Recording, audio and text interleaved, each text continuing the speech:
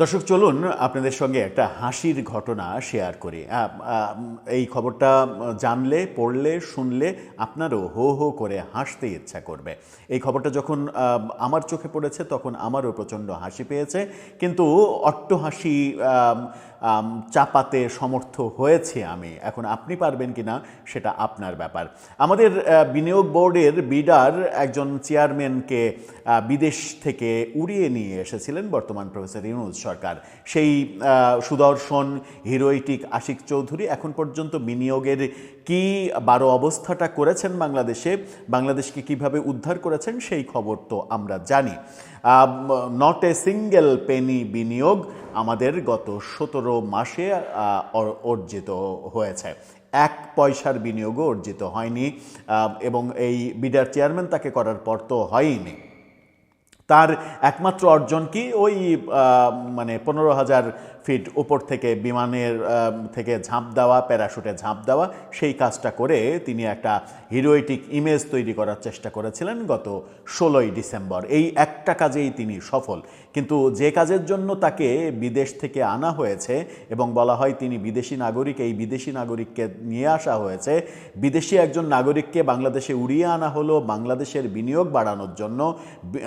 ঘটা করে কোটি কোটি টাকা খরচ করে বাংলাদেশে বিনিয়োগ সামিট তৈরি করা, উদযাপন করা হলো, বিদেশি লোকদের নিয়ে এসে দেখানো হলো দেখো কত বিনিয়োগকারী বাংলাদেশে এসেছে। পরে দেখা গেল প্রত্যেককেই বিমান ভাড়া খরচ এডা ওডা সব কিছু দিয়ে আনা হয়েছে শুধুমাত্র এই প্রচারটা করার জন্য যে আশিক চৌধুরী কত বড় কিছু করছেন, কিন্তু বিনিময়ে আমরা দেখেছি এক আনার বিনিয়োগও আসেনি। এবার যেটা হয়েছে সেটা হচ্ছে যে মজার একটা ঘটনা ঘটেছে।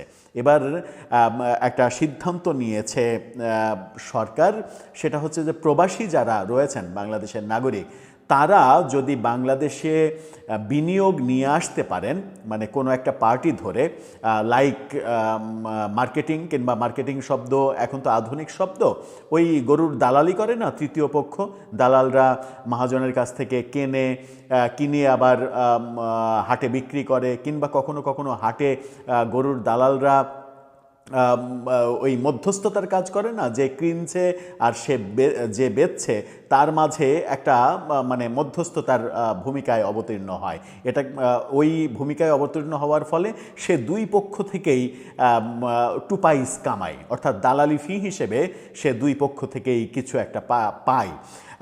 এবার এই প্রবাসীদের অনেকটা সেই ক্যারেক্টারে ভাবছে সরকার। প্রবাসীদের জন্য নিয়ম করা হয়েছে কি, প্রবাসীরা যদি বিনিয়োগ আনতে পারে তাহলে তাদেরকে কমিশন দেয়া হবে। এখন ভাবুন যে বাংলাদেশের নাগরিক যারা বিদেশে রয়েছেন, প্রবাসী যারা রয়েছেন, তারা এই কমিশন পাওয়ার জন্য বাংলাদেশ সরকারকে বিনিয়োগ এনে দেবে, সেরকম সিদ্ধান্ত সরকার নিয়েছে। এটা কতটা মজার সিদ্ধান্ত, কতটা হাস্যকর সিদ্ধান্ত, কতটা অলৌকিক সিদ্ধান্ত এবং কতটা আজগবি সিদ্ধান্ত, কিংবা কতটা মানে কিংকর্তব্য বিমূঢ় হলে এই ধরনের সিদ্ধান্তে একটা প্রশাসন কিংবা একটা দায়িত্বপ্রাপ্ত মানুষ কিংবা একটা সরকার যেতে পারে, সেটা সেই ভাবনার দায়িত্ব না হয় আপনার উপরে ছেড়ে দিলাম। কি বলছে গণমাধ্যম, চলুন একটু গণমাধ্যমের খবরটা পড়ে একটু বোঝার চেষ্টা করি, সাথে সেখানে বিনোদন থাকলে সেই বিনোদনটা নেওয়ারও চেষ্টা করি। আদতে কি ঘটছে যখন সরকারের মেয়াদ আর কতদিন, মাত্র 16 দিন রয়েছে, সেই সময় থাকবেন পলিটিক্স টিভির নিয়মিত আয়োজনে।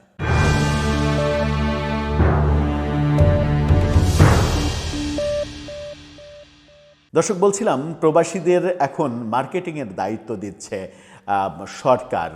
মানে প্রবাসীরা এখন গরু বিক্রির মাঝখানে এক ধরনের কমিশন খাবে, কমিশনভোগী প্রবাসীদের করা হচ্ছে।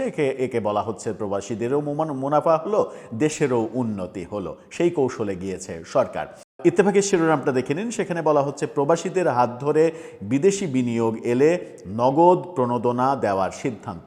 প্রণোদনা শব্দটা ব্যবহার করা হচ্ছে। এটাকে কমিশন বলা যেতে পারে, এটাকে এক ধরনের, আপনি যদি একটু বেশি এগ্রেসিভ হয়ে এটাকে ঘুষ বলার চেষ্টা করেন যে তুমি এটা করে দিবে, তোমাকে আমি এই টাকাটা দেব। সরকারি অফিসে যেমন একটা ফাইল ছাড়াতে, মানে এই ফাইলটা আমি ছেড়ে দেব, আমাকে বিনিময়ে এই টাকাটা দিতে হবে, ওই রকম ব্যাপারটা ওই রকম।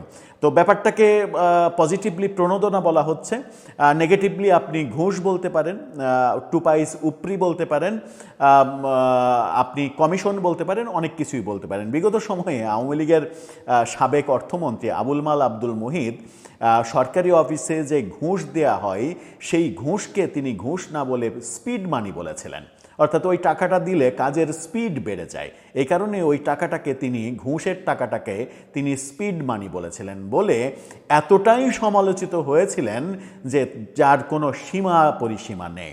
এবার এই ব্যাপারটাকে প্রণোদনা বলা হচ্ছে। কি প্রণোদনা দেবে সরকার, চলুন একটু জেনে দেখি। প্রত্যক্ষ বিদেশি বিনিয়োগ এফডিআই বাড়াতে প্রবাসীদের বাড়াতে বলা হচ্ছে। মনে হচ্ছে যে অনেক বিনিয়োগ এসেছে, সেই বিনিয়োগ তারা বাড়াচ্ছে। বলতে হবে যে আনতে, বিনিয়োগ আনতে প্রবাসী বাংলাদেশিদের নগদ প্রণোদনা দেওয়ার নীতিগত সিদ্ধান্ত নিয়েছে সরকার। প্রবাসীরা যদি দেশে এফডিআই আনতে সহায়তা করেন তাহলে বিনিয়োগের একটি অংশ তারা নগদ পাবেন। অর্থাৎ বিনিয়োগ, যত টাকার বিনিয়োগ এখানে বলা আছে, সেই বিনিয়োগের 1.25 অর্থাৎ 1% তাকে দেয়া হবে। এই যে নগদ কমিশন, এই যে কমিশন বাণিজ্য, এটাকে এক ধরনের বৈধকরণের মধ্যে নিয়ে যাওয়া হলো নাকি? আজ গতকালকে এই সিদ্ধান্ত নেওয়া হয়েছে।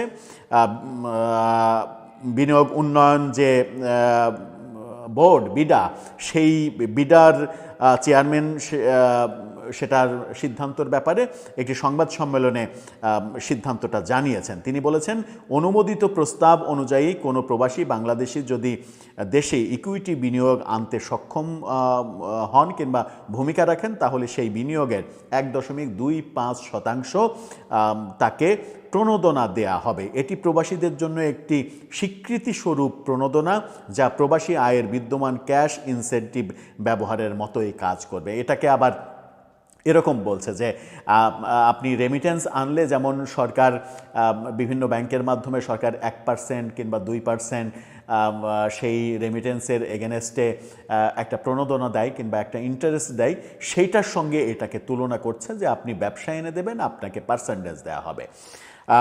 চৌধুরী আশিক মাহমুদ বলেছেন, ব্যক্তিগত ভোগের জন্য অর্থ পাঠানোর পরিবর্তে যারা শিল্প ও ব্যবসা খাতে বিনিয়োগ আনবেন, এই নীতির মাধ্যমে যদি $10 কোটি বিনিয়োগ আনেন তাহলে তাকে $12,50,000 প্রণোদনা দেয়া হবে। অর্থাৎ বিনিয়োগ থেকে ওই টাকাটা কমে যাবে, ওই টাকাটা কমে যাবে, ওই টাকা সরকার দেবে। এই হচ্ছে মানে নীতিগতভাবে অনুমোদন পেলেও এই প্রস্তাব বাস্তবায়নের আগে শেষ প্রক্রিয়া, মানে একটি প্রক্রিয়া সম্পন্ন করতে হবে বলেও জানিয়েছেন। তারা সিদ্ধান্ত নিয়েছেন এটা বাস্তবায়নের দিকে যাবেন। বিদেশে এই বিনিয়োগের জন্য বিভিন্ন দেশে অফিস স্থাপন করা হবে। দক্ষিণ কোরিয়া, ইউরোপীয় ইউনিয়নের একটি দেশে অফিস স্থাপনের পরিকল্পনা তারা সিদ্ধান্ত নিয়েছে। বিদেশে বাংলাদেশে বিনিয়োগ আনার জন্য অফিস স্থাপন করবেন, ভালো কথা। মানে মানে কি বলা যায়, ওইটাকে লবিস্ট ফার্ম নিয়োগ করার মতো নিজেরা অফিস তৈরি করবে। এবং সেখানে বলা হচ্ছে যে বেতন ভিত্তিক নিয়োগের পরিবর্তে কমিশন বা পরিবর্তনশীল পারিশ্রমিক ব্যবস্থায় জনবল নিয়োগ করা হবে। মানে প্রত্যেকটা কাঠামোর মধ্যেই এক ধরনের ওই মানে কি বলবো যে উৎকোচ গ্রহণের মতো, উৎকোচ ঠিক না, কমিশন গ্রহণ কিংবা ব্যাংকের ওই সুদের মতো ব্যাংক লেনদেন কিংবা ক্ষুদ্র ঋণ কিংবা গ্রামীণ ব্যাংক সিস্টেম, ওই সিস্টেমের কেন যেন মানে গন্ধ পাওয়া যায়। প্রত্যেকটা ব্যাপারে ওই সিস্টেমের কেন যেন গন্ধ পাওয়া যায়। সেখানে যারা চাকরি করবেন তারা বেতনে চাকরি করবেন না, তাদের আনলিমিটেড ইনকামের স্কোপ থাকবে। তারা যে বিনিয়োগ আনবে সেই বিনিয়োগের উপরে তারা কমিশন খাবে। মানে কমিশনভোগী কর্মকর্তা কর্মচারী সেখানে নিয়োগ দেওয়া হবে। ধরে নিলাম যে একজন অফিসারকে তার বিনিয়োগের জন্য কমিশন দেওয়া হলো, তো সেখানে যে পিয়নটা কাজ করবেন চা খাওয়ানোর জন্য, তাকে কিসের ভিত্তিতে আপনি কমিশন দেবেন? প্রশ্ন আসে কিন্তু প্রশ্নের উত্তর নেই। তিনি আরও জানিয়েছেন দেশের 6টি বিনিয়োগ উন্নয়ন সংস্থাকে একীভূত করা হবে। 6টি সংস্থাকে এক জায়গায় করার এক আমব্রেলা, সিঙ্গেল আমব্রেলা নামে পরিচিত এই ব্যবস্থায় বিডা, বাংলাদেশ অর্থনৈতিক অঞ্চল বেজা, বাংলাদেশ রপ্তানি প্রক্রিয়াকরণ অঞ্চল কর্তৃপক্ষ বেবজা, হাইটেক পার্ক কর্তৃপক্ষ, পাবলিক প্রাইভেট পার্টনারশিপ পিপিপিকেও মানে বিডার কাছে নিয়ে যাচ্ছে এই পিপিকি কর্তৃপক্ষ এবং বাংলাদেশ ক্ষুদ্র ও কুটির শিল্প কর্পোরেশন বিসিক এই 6টা প্রতিষ্ঠানকে একটা প্রতিষ্ঠানে রূপান্তর করছে। এর আগে আমরা দেখেছি যে 5-6টা ইসলামী ব্যাংককে সরকার একীভূত করেছে, এক ব্যাংকে পরিণত করেছে, যে ব্যাংকগুলোতে মানুষের যা টাকা পয়সা আছে তারা টাকা তুলতে পারছে না, অসহায়ের মতো অবস্থা হয়েছে, সেই একই অবস্থা এখানে হচ্ছে। সব থেকে হাস্যকর ব্যাপার হচ্ছে যে এই বিডার যিনি দায়িত্বে রয়েছেন আশিক চৌধুরী, তিনি এক আনার কোনো বিনিয়োগ এই সরকারের আমলে আনতে পারেননি, আর আনতে ব্যর্থ হচ্ছেন। সরকারের যখন তার দায়িত্বের সময় যখন শেষ হয়ে যাচ্ছে, নিশ্চিত করেই নতুন সরকার এসে তাকে দায়িত্বে রাখবে না, এটাই তো স্বাভাবিক। তো দায়িত্ব যখন শেষ হয়ে যাচ্ছে তখন হাস্যকর সব সিদ্ধান্তের দিকে যাচ্ছে, যে সিদ্ধান্তে প্রবাসীদের কমিশন দেয়া হবে, প্রবাসীরা এখন বিনিয়োগ আনবে, তার বিনিময়ে কমিশন দেয়া হবে। কোন দিকে যাচ্ছি আমরা, কোন পরিস্থিতির দিকে যাচ্ছি?